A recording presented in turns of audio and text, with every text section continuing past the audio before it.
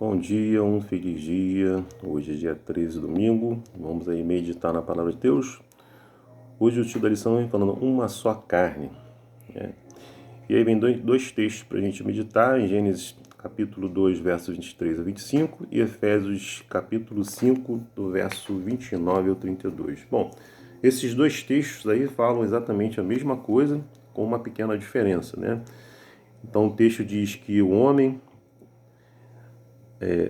ele fala assim: e deixará o homem seu pai e a sua mãe, e se unirá a sua mulher, e se tornarão dois uma só carne. É isso? Assim como o texto de Gênesis diz isso, o Gênesis de Efésios também diz, só com uma grande diferença. Lá no texto de Gênesis, ele está se referindo ao casamento entre um homem e uma mulher, e no texto aqui de Efésios, como ele cita lá no verso 32, 5:32, grande é o mistério, mas eu me refiro a Cristo e a igreja. Então ele está falando ali do casamento entre Cristo e a igreja. Quem é a igreja? Somos cada um de nós, não é isso? Então, quando você se une, né, a uma mulher, se torna uma só carne, nesse momento você precisa deixar, né, o seu pai e sua mãe. De que forma você vai fazer isso, né? Deixando a parte no aspecto financeiro, no aspecto geográfico e no aspecto emocional, né? No aspecto financeiro, agora você construiu uma família, então você não vai depender mais do teu pai e da sua mãe, né? Vocês vão ter que resolver as suas dívidas ali sozinho, né? Você e seu esposo, fazer um planejamento ali para que vocês possam construir, né, a vida de vocês, pagar as suas dívidas, pagar aquilo que vocês devem, é isso? Geograficamente, vocês vão ter que construir um lar novo para vocês, né? Onde vocês possam habitar, né? Você e sua esposa, né? Geograficamente, num lugar onde vocês dois possam construir a vida de vocês juntos, né? E emocionalmente, né? Aquilo que se trata entre marido e mulher, né? Entre vocês dois, deve ser tratado entre vocês dois. Não devemos levar nada para os nossos pais. Deixar pai e mãe é exatamente isso, né? Isso relatando aí o casamento entre um homem e a mulher, como é falado lá em Gênesis, no capítulo 2, do verso 23 ao 25. Já no capítulo, em Efésios 5, 29 e 32, ele fala da mesma coisa, porém, esse casamento é entre Cristo e a igreja somos cada um de nós, né?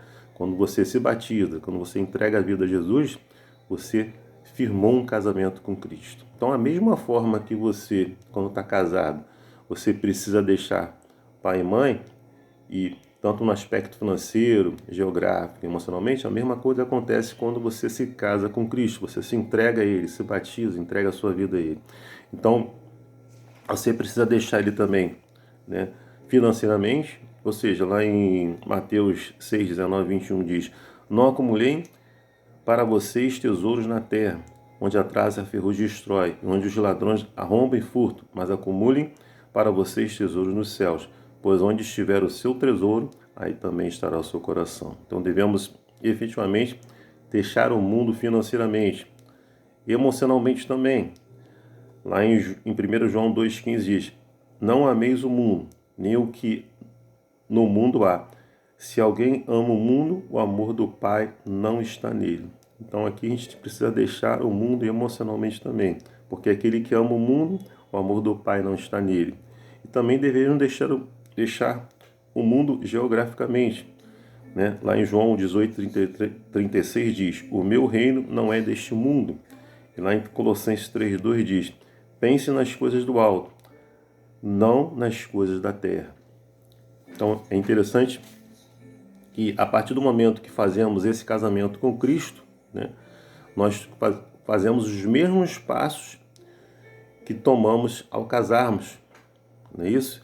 Para que possamos nos tornar o quê? Um cristão genuíno, devemos fazer todos esses passos, tanto no aspecto financeiro, quanto no aspecto geográfico, quanto no aspecto emocional, entendeu? Bom, o casamento criado por Deus é duradouro e marcado pela fidelidade, era o ideal de Deus ao criar o ser humano. Porém, infelizmente, a humanidade corrompeu esse dom fundamental de Deus, né? E hoje nós vemos as pessoas casando, descasando como fosse não fosse nada o casamento, mas Deus não criou o casamento com essa finalidade. Por isso devemos escolher bem com quem devemos nos unir, né, para que não venhamos a negligenciar, né, o casamento, não é isso? É uma instituição divina, sempre tem sempre sido atacada aí pelo inimigo, assim como o sábado, né? Ele é uma dádiva que recebemos do Éden e ambos têm a intenção de mostrar o anseio de Deus por um relacionamento com as suas criaturas, como cada um de nós, né? O casamento é uma união entre duas pessoas imperfeitas, sempre produzirá o quê? Conflitos. Sempre teremos conflitos. São duas pessoas diferentes vivendo no mesmo teto, né? Na mesma casa, né? Então teremos conflitos. Mas temos que saber administrar esses conflitos, né? Deixar Deus reger a nossa vida, a vida do casal também, né? O casamento entre Cristo e a igreja é uma união entre um Salvador perfeito e uma noiva bastante imperfeita, que somos cada um de nós. No entanto, podemos aprender sobre o amor de Deus com aquilo que existe em um bom casamento, não é isso? E aqui tem 3 princípios para o casamento. Perdoe seu cônjuge, por mais que ele não mereça, assim como Cristo nos perdoa sem merecermos. A partir do momento que Cristo doou a sua vida, né, sacrificou por mim, por você e por toda a humanidade, ele nos perdoou, não é isso? E a partir do momento que ele deu a sua vida por mim e por você, assim nós também devemos perdoar o nosso cônjuge, mesmo sem ele merecer, porque Cristo fez exatamente isso por mim e por você. Sem nós merecermos, ele entregou a sua vida por mim, por você e por toda a humanidade, não é isso? Aceite seu cônjuge com todas as suas falhas, assim como Cristo nos aceita com todas as nossas imperfeições. Então, assim como Cristo te aceita, me aceita, aceita cada um de nós com as nossas falhas e imperfeições, nós devemos aceitar também o nosso cônjuge da mesma forma, não é isso? E o terceiro e último, assim como Cristo nos colocou antes de si mesmo, pense no seu cônjuge antes de você mesmo, ou seja, tire o seu eu de lado, pense primeiro no seu cônjuge antes de pensar em você mesmo, né?